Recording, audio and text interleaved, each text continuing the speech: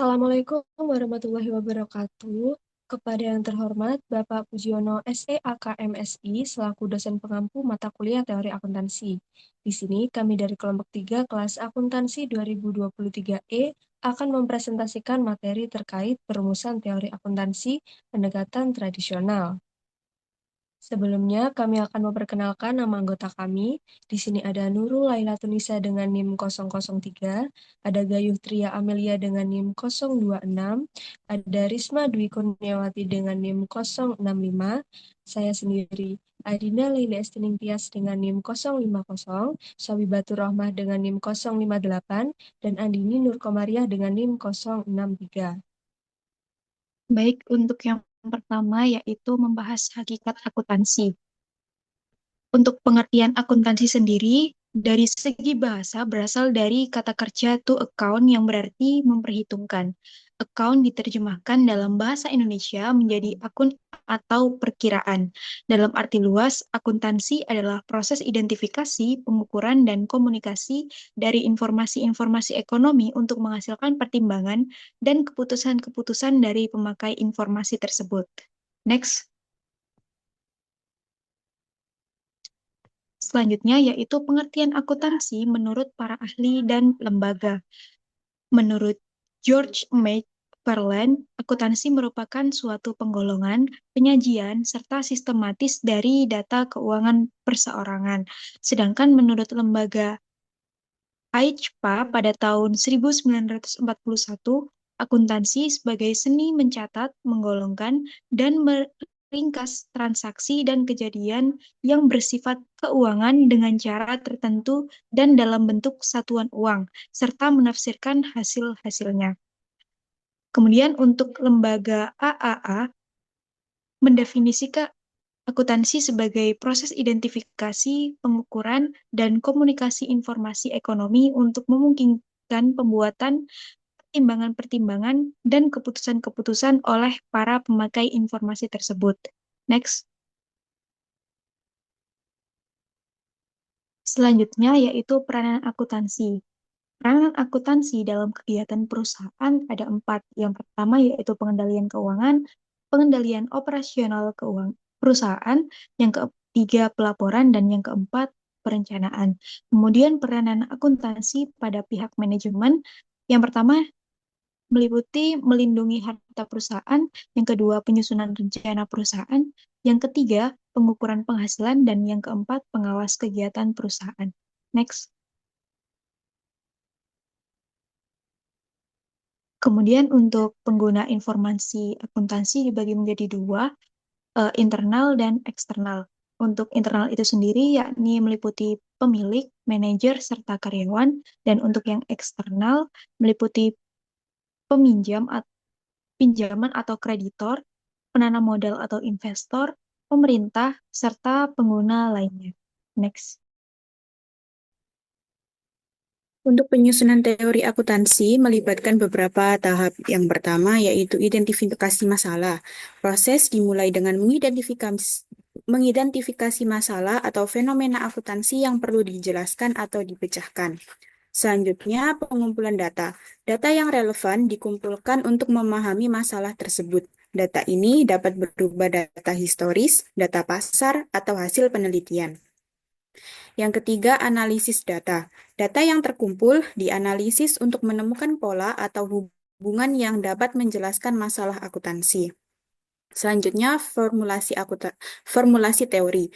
Berdasarkan analisis data, teori akuntansi dirumuskan. Teori ini harus logis, konsisten, dan relevan dengan masalah yang diidentifikasi. Dan yang terakhir, pengujian teori. Teori yang telah dirumuskan diuji melalui penelitian empiris atau studi kasus. Tujuannya adalah untuk mengetahui apakah teori tersebut dapat menjelaskan dan memprediksi fenomena akuntansi yang terjadi. Selanjutnya yaitu verifikasi teori akuntansi. Verifikasi adalah prosedur untuk menentukan validitas suatu teori. Validitas dapat dinilai melalui asumsi yang digunakan. Dalam akuntansi, evaluasi validitas didasarkan pada penalaran logis dari teori yang diajukan. Teori akuntansi memiliki sifat tidak bebas, sehingga penerimaan asumsi harus didukung oleh penalaran logis dan dapat diukur implikasinya. Evaluasi dilakukan dengan membandingkan teori dengan fakta dan fakta yang diperoleh melalui observasi lapangan yang bersifat objektif dan ilmiah. Pada teori akuntansi positif, validitas ditentukan oleh penelitian empiris yang dilakukan secara statistik. Teori ini bersifat bebas nilai dan mengedepankan verifikasi untuk menentukan penggunaan teori yang lebih baik. Untuk teori akuntansi sintaktik, validitas diukur dengan penalaran logis tanpa fakta langsung. Teori semantik melibatkan penyimbolan fakta empiris, sementara teori pragmatik menggunakan fakta dan data dari pasar terkait informasi akuntansi. Ketiga teori ini saling mendukung dalam verifikasi yang berbasis penalaran logis, bukti, fakta, dan pertimbangan nilai. Selanjutnya yaitu hakikat teori akuntansi. Untuk pengertian teori akuntansi sendiri adalah perpaduan antara teori dan praktik dalam akuntansi. Teori akuntansi menjelaskan prinsip akuntansi, standar akuntansi, dan konsep akuntansi yang diperlukan untuk menjaga akurasi. Teori akuntansi juga menjelaskan bagaimana transaksi diproses, bagaimana laporan keuangan dibuat, dan bagaimana informasi akuntansi digunakan untuk mengambil keputusan. Next. Untuk pengertian teori akuntansi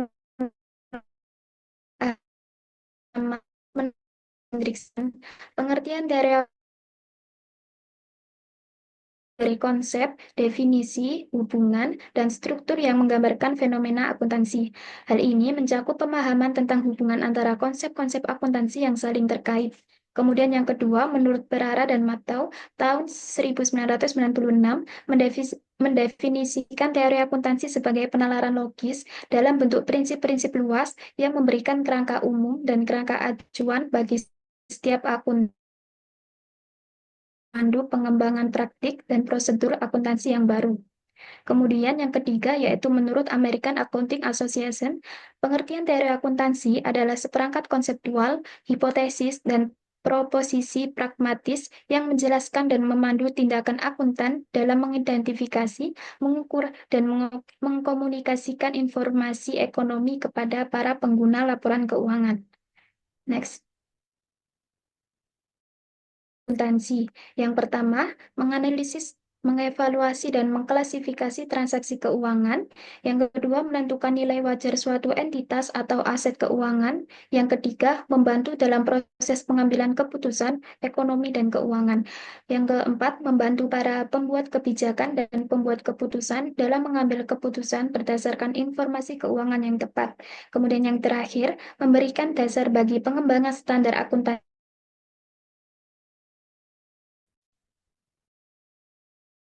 Selanjutnya yaitu metodologi dalam perumusan teori akuntansi.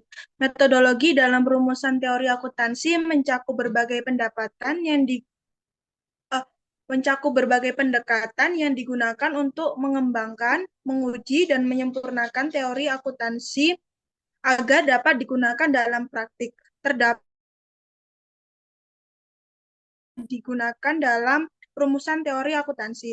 Yang pertama yaitu metode deduktif, yaitu pendekatan ini dimulai dengan prinsip atau konsep dasar akuntansi yang kemudian diturunkan menjadi aturan atau standar akuntansi yang lebih spesifik. Yang kedua ada metode induktif, yaitu metode yang berangkat dari pengamatan terhadap praktik akuntansi yang ada, kemudian menarik kesimpulan diterapkan secara luas. Yang ketiga ada metode pragmatik. Pendekatan ini berfokus pada kegunaan praktik teori akuntansi bagi pengguna laporan keuangan seperti investor dan manajer, sehingga teori yang dihasilkan dapat membantu dalam pengambilan keputusan bisnis.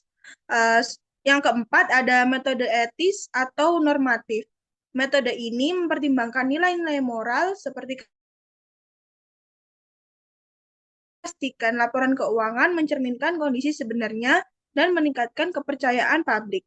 Yang kelima ada metode prediktif, yaitu metode mengembangkan teori akuntansi yang mampu memprediksi dampak ekonomi dari suatu keputusan akuntansi, membantu investor dan manajer dalam pengambilan keputusan yang berbasis pada data keuangan perusahaan.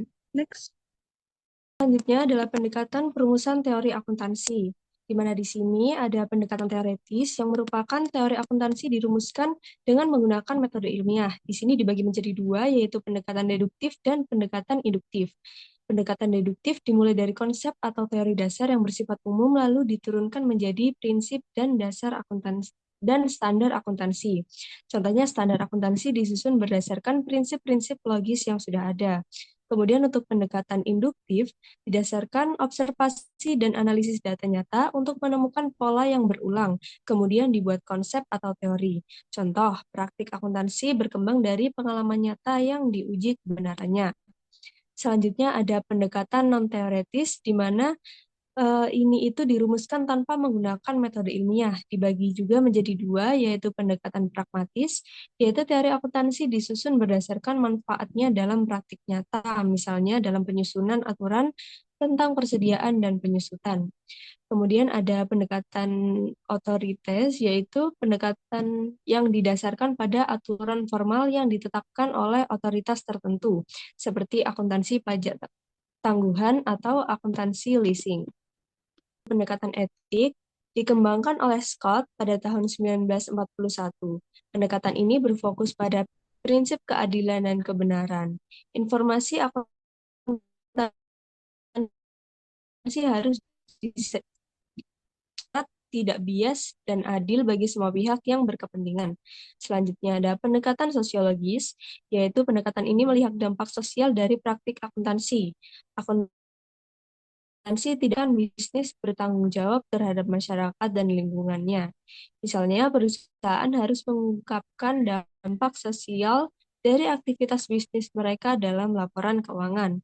Dan yang terakhir ada pendekatan ekonomi, di mana pendekatan ini menilai bagaimana praktik akuntansi mempengaruhi ekonomi secara keseluruhan.